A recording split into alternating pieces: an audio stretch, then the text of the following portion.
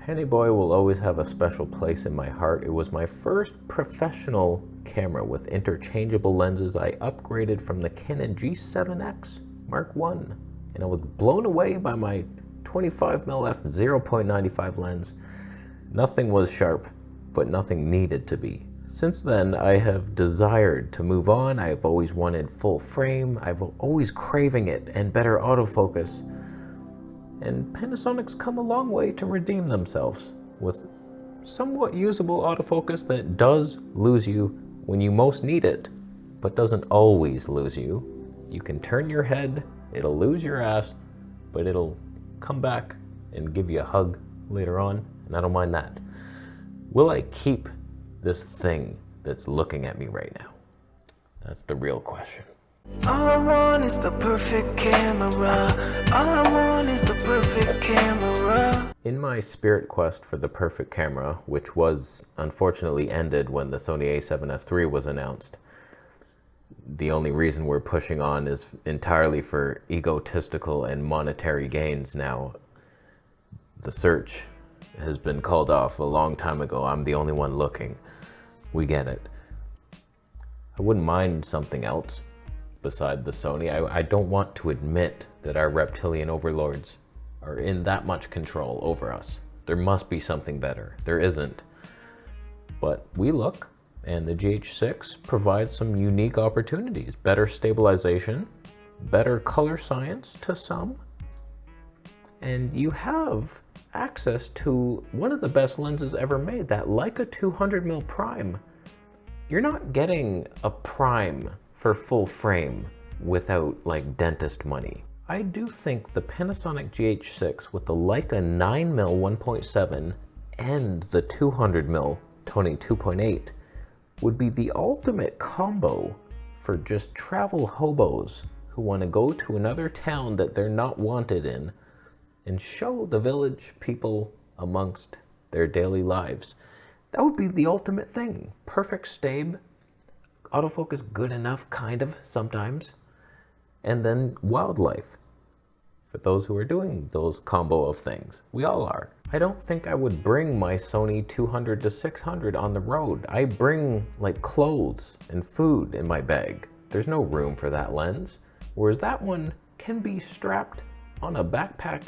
It's a little heavy, admittedly. The 50 to 200 would be the better travel choice, but you can't go back after shooting with this prime. It brings you into full frame territory. The sharpness of a Leica prime is the deciding factor that allows Panasonic to compete in the Olympics, the Special Olympics at least. You're special, Penny Boy. I know that. I know that now. Here's an interesting example of the conundrum of a Panasonic user. Here you have 5.7K 60 frames per second, but you're in animal eye detect Penny Boy level autofocus. And there's pulsing in the leaves. It's scary. You don't know where you are. But the magic could be yours for a brief moment in time. Not that I can play those files, by the way. They're so skippy and jumpy. So I just have to assume that they might be usable. Here's some wood ducks on a log, 5.3K. It's like, wow, if we punch in on it, you could have super reach. With a 200mm prime, you're at 400, but then you could punch into like 1200 if you needed to be, and you're still like slow motion and as good as most people get anyway with their bullshit setups. Here's a side-by-side with pixel-to-pixel mode in HD 120p versus 5.7K 60p cropped in post, and I'm going to bet that the 5K looks better. So that's one major strike for me, because I thought I was getting these pixel-to-pixel modes in the GH6 and I would have all this extra reach, because when I'm out there with that 200mm prime, I'll tell you, like 400mm full frame equiv is not really enough for a lot of the things I like. And I knew that, but I thought I could punch in with like increased quality. Sure, we'd get more noise in the footage, but it looks no better than just filming in 4K 120p and cropping. So that is a deception the likes of which Satan's ancestors would be proud of as they hold broomsticks. When it comes to the 300 frames per second, if it's usable or not, I find it is. It's not gonna blow you away. And I did sharpen this footage in Topaz. I made this into 8K 1200 frames per second. I'll show you in a second as this thing leaps out of my shot multiple times. It's not easy to manually focus on something tiny that is also moving around quite a lot. And like you're trying to shift the focus, you have to think, oh, which way is it to turn? That still confuses me sometimes. And the Panasonic linear focus, it's pretty good, but at times it's not. As you can see, I miss the thing, and the viewfinder is so like not sharp at all, it's hard to judge, and the peaking is inaccurate. Often these shots have peaking on the bird, and then I get the footage back and it's like, that's not in focus. Peaking lies to me. That's a disappointment. But as I look at this footage, I'm pleased with it. It's like, even though this is 300 frames and looks very soft, it's as good as the Sony's 240 frames per second. Like, it's on that level, and you can sharpen it. I mean, the 4K 120p is so much sharper, it's not even funny. You should be in that most of the time, but when you think, you anticipate some huge action moment, you switch on over to 300 frames, and not many systems let you do that. None, actually. Pennyboy's leading the field in that slow of a frame rate in mirrorless options. Okay, take a look at this. 300 frames, this penguin jumps out of my shot. A little flap of the wings and he's gone forever. What if we enhance that HD to 8K and slow the 300 into 1200? Could the cinema be ours?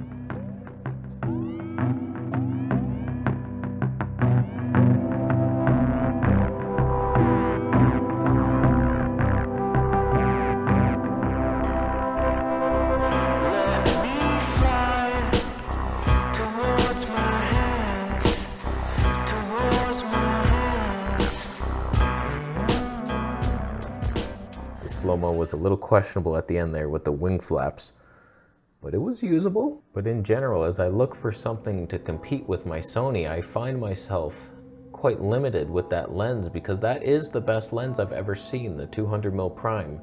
And you can tell like it's not enough reach for most of the things I want. And using the Sony, I have a 200 to 600, and 1.4 times teleconverter works like flawlessly. You lose no quality. So really, I have a 200 to 924mm in 4K 120p with that setup. It's a little heavier and the stabe sways in the wind. And that's about it. Like, it's better than this. This is lighter, more stable, colors are nice. There's not a ton of reasons to keep the thing, but it feels special. If I'm being honest with you, this 300 frames per second, it's barely noticeably slower than 240p. It's not much of a leap for mankind. 60p to 120p is a pretty huge difference, but as you get higher, if you're doing like 960p and then you go up, we can do 1020. Oh my God, 60 more p. You're not gonna see it at all. It's like logarithmically algorithmic, and it's the tiered.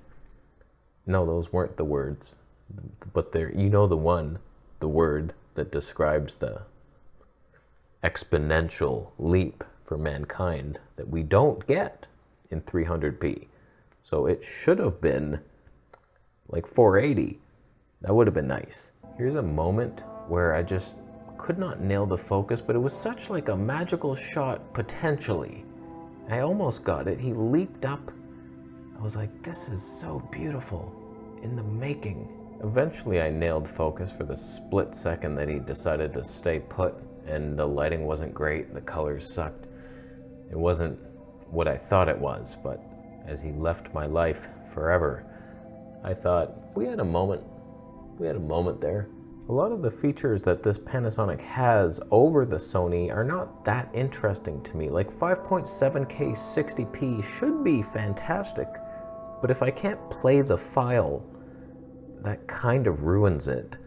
I did do a little comparison. We got a little Starling type thing, and we did 4K 120p versus 5.7K 60p, and can you see the difference? I can't even play the file right now. I won't know until I render it, but it should look a little sharper, and if that is true, that would allow more crops, and just for kicks, I enhanced this to 11.4K 60p in Topaz, and I can play this file now because it's a ProRes.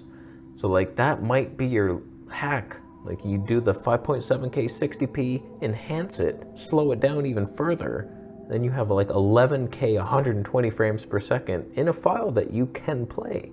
But that's gonna take time, a lot of time to render that. Now here's my best shot of the day. This is 300 frames per second. It looks like utter trash, but these two birds like leapt at the same time. They flew off into the night, even though it was daytime. And so I took this shot. That was HD 300 frames. I enhanced it to 8K 1800 frames per second. And it just, the glory was ours. Let me fly towards my hands, towards my hands. Let me fly towards my hands, towards my hands.